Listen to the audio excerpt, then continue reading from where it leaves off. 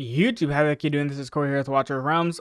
Season 7 has now gone ahead and concluded, and I just have a couple of thoughts that I want to go and share, a couple of things regarding the season rankings, and then overall just how the season went. I just want to make a video about it. So first and foremost, I'm going to go through the rankings because there are some interesting things with the rankings. And then secondly, just want to shout out a couple of guilds because a couple of guilds did really good and performed really well. So let's go straight to it. So first and foremost, we did go ahead and finish in Overlord. We won one and then lost one. The one that we lost, they actually ended up placing 9th in the season overall. So congrats to them. So let's go through the ranking rewards, at least as it stands. So Mad, obviously. Dragon Slayers, cool. But a couple of guilds that I want to really talk about. Blood Envoy, congrats to y'all. Have a couple friends in there. We lost to this guild, and then they ended up placing 9th. So congrats to them. Good job. Destin's over here. Who else? Actually, 2 Horde guilds kind of finished in Overlord, which is awesome. And then, where is it? Daijirman has Haze, so congrats to y'all. DS2, absolutely disgusting. They're like super good. Monarchs, this is the Societies Guild, so he's actually really cool. One of my good friends. They performed really well. Congrats to them. Another set is us, but we were just chilling. And then Mavericks also finished in Overlord. So congrats to all the guilds that officially finished in Overlord. There's one to note that I'm going to go ahead and talk about at length in a little bit here, which is Arbiters, which finished 66th, which doesn't make sense considering they were top 4 going into the final week. And then also just in general, they are definitely not number 66 in terms of strength in the game. They're much closer to like top 15, at least performance wise. So a couple of things to talk about with that, but overall those are just the main rankings and some keynotes. Now season 7 was very interesting because we didn't see any new units come into the fray that shook up the meta.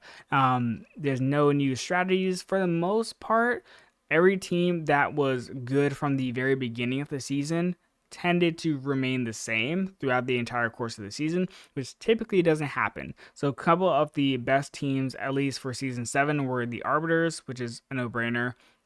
Watcher faction, Nightmare, flexing Ardea, Mari, and Carnelian. And then Ares. Actually, Ares might be the only one that was a new unit that went ahead and shook up the meta. Because he's the one that made the Ingra teams very potent. So those are the overall kind of teams that we saw. A couple of things to note is we also did get new demon soldiers that were added to the mix here, and sometimes you would see the Infernal Cleric being used, and the Frost, I'm just going to say like the Frost Fool was absolutely useless. He didn't really go ahead and change anything because he doesn't give AoE shields. He just goes ahead and gives a normal single target shield, so not too much change in that regard. Another change that we went ahead and saw that was very common towards the end was the introduction of Demon Soldier drop rates increasing, which is a nice change. It helped a lot of people go ahead and push for those final demon levels for their attacks, but overall it wasn't too much of a change because it happened within like the last week and a half or so of the actual season. So those are a couple of things to note. Very good season overall. Props to Moonton. I think this season it was more offense heavy than it was defense heavy, which season 6 was very defense heavy. Season 7 was very much offense heavy. If you had a really good grasp of the game, you could pretty much do well. Now, a couple of things to note. Now I'm going to go through the actual rankings and just kind of break it down. And I really want to just do a case study as to Arbiters, just because it's the most glaring issue that I've ever seen in terms of the ranking and just how the ranking system operates. So let's go through it. Ranking rewards, leaderboard. So right now, Arbiters finished, let's see, and I was formerly in Arbiters and then I went to Eternals, right? But Arbiters was top 10, top 5, and top 15 pretty much the entirety of this season. And they faced, I think, New World Order to kind of close out the season. I'm not exactly sure who they faced right before that, but basically they went ahead and finished 66. Now, mind you, the point system in this game is fantastic in some regards, right? There's ways you can go ahead and mess with the system a little bit to get really high scores, and then also lose in certain ways to go ahead and mitigate the brackets of units, not units, of guilds that you're going to go against. But in this particular case, Arbiters lost 2 matches. I believe they only had lost 5 matches in totality, which typically speaking, when you lose 5 matches, you're most of the time guaranteed to be an Overlord. I believe we lost around 5 as well, and we placed an Overlord. They did, and they're significantly lower on the table than they should have been.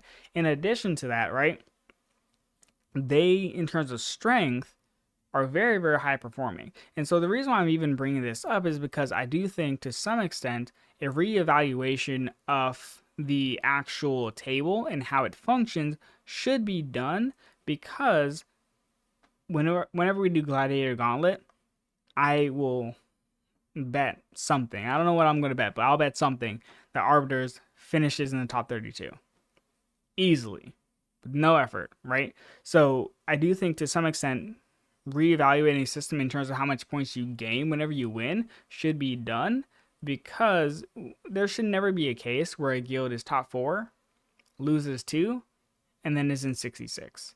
Either there's too many guilds that are participating in Guild v Guild, which I'm never going to harp against. As many guilds that can participate in Guild v Guild, that's amazing, right?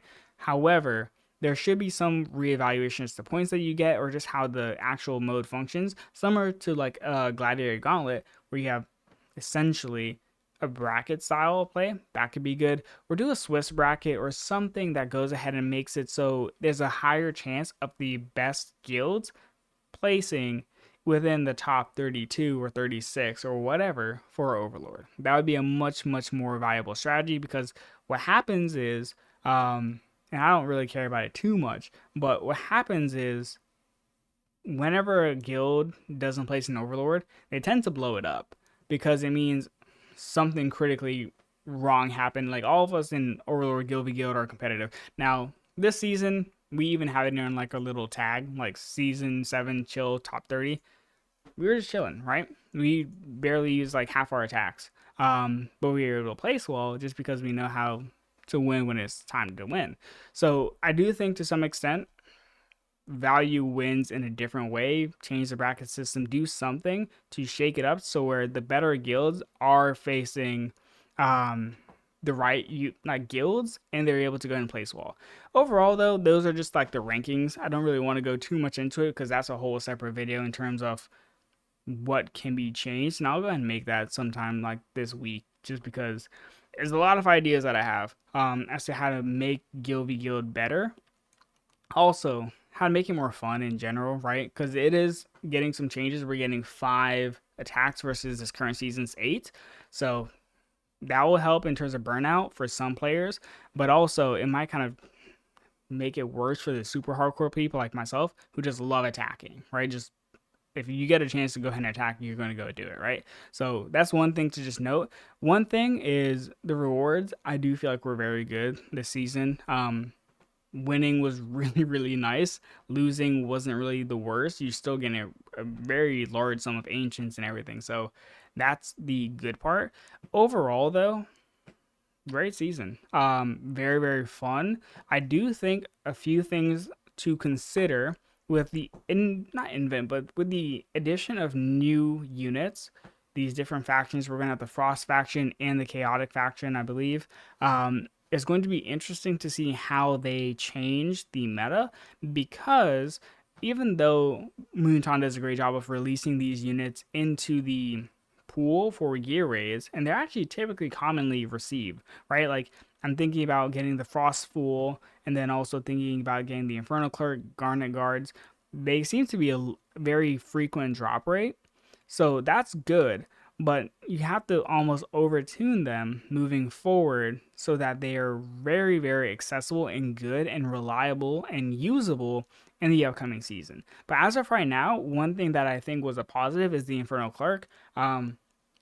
He's a very interesting use case. You have the ability to go ahead and prop them into any esoteric team. And actually, that's something to go ahead and note. So esoteric teams, I didn't really mention as to the common teams in Guild v Guild for this season, mainly because I do think to some extent the Infernal Clerk almost counters them very heavily, because With the esoteric teams, you're looking at substantial amount of magic damage. You're looking at AoE damage, and the Infernal Clerk gives magic resistance.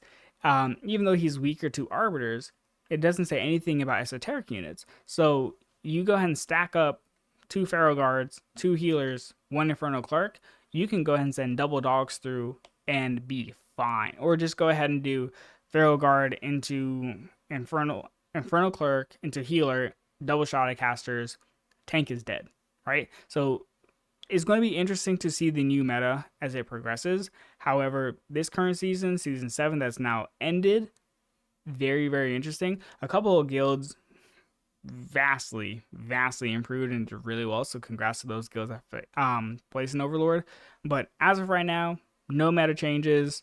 This was a very standard season, and I'll go ahead and later, whenever Gladiator Gauntlet comes out, make the tier list and the new videos for best guild v guild defenses and things like this, because it's going to be more or less the same, just with a couple tweaks, because they always change the map around. So we'll see what works well. Another thing, I know I'm kind of just rambling about all different types of things, but Lady Alexandria was very, very common this season because it's been a while since Apex Overlord Arena has been a thing, and so people are starting to acquire her, and so she has had some prevalence in the Arbiter teams and had some prevalence in the Piercer teams. So that's going to be something to watch out for moving forward down the line, the presence of Lady Alexandria just in the overall meta, because she has a lot of damage and a lot of cross map potential to just take out the Fool, take out Necros, take out healers. So that's going to be something just to watch because